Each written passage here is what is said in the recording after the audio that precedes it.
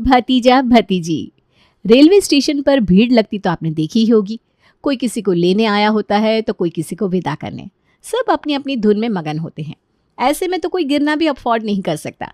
ऐसे ही प्रफुल्ल और जयश्री भी अपना सामान लिए ट्रेन पर चढ़ने जा रहे थे, पर एक झुंड उन्हें घेर लेती है। अंदर काफी देर से बहसबाजी चल रही थी। क्या हो रहा था किसी को समझ में ही नहीं आ रहा था। अरे ये तो प्रफुल्ल है ना, ये क्या शहर छोड़कर जा रहा है क्या?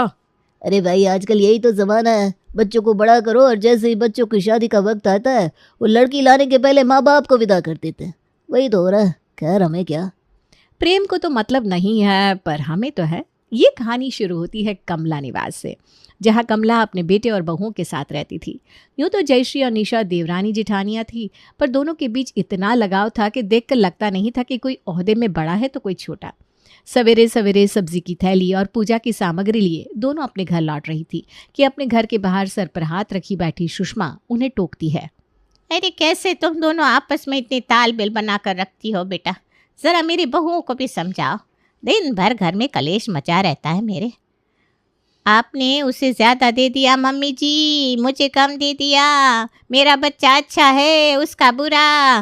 और इन सब में फंस जाती हूँ मैं। ओहो, मुझे तो समझ भी नहीं आता आंटी जी कि लोग इतना भेदभाव कैसे कर लेते हैं। मरकर तो भगवान के पास ही जाना है ना, तब तो इतना कलेश है। अगर भगवान ने किसी को अमृत पिला दिया ना तो जाने क्या होगा। आप अंदर जाइए, वरना आपकी बहुओं को लगेगा कि आप हमसे उनकी चुगली लगा रही हैं। मैं खुद शाम को आकर आपकी बहुओं से बात करती हूँ। ये कहकर जयश्री आगे बढ़ जाती है। सच में भाभी कितनी सॉर्टेड है आप। इंसान को ना आपके जैसा ही होना चाहिए। पर भाभी मुझे कुछ अच्छा नहीं लग रहा। भाभी। और ये बोलते बोलते निशा अपनी जेठानी के सामने वहीं धड़ाम से गिर जाती है। हर तरफ अफरा तफरी मच जाती है। प्रफुल्ल फौरन निशा को लेकर अस्पताल जाता है। मेरी बहू ठीक तो है ना डॉक्टर साहब? कोई टेंशन वाली बात तो नहीं है ना? टेंशन वाली बात तो है, क्योंकि आप लोगों को हमेशा के लिए टेंशन देने आ रहा है। अभी तो चांसेस ट्विंस होने के ज़्यादा है। आगे जाकर दोनों मिलकर एक हो जाए तो पता नहीं, पर फिलहाल के लिए मेरे तो हिसाब से ट्विंस है। डॉक्टर की बात सुनकर कमला खुश तो होती है, पर अपनी बड़ी बहू का चेहरा देखकर ज़रा टेंशन में भी आ जाती है। क्या निशा प्रेग्नेंट है? पर जयश्री बहू अभी तक तो आप मेरी फिक्र क्यों कर रही हैं मम्मी? भगवान को जब मुझे बच्चा देना होगा वो दे देंगे।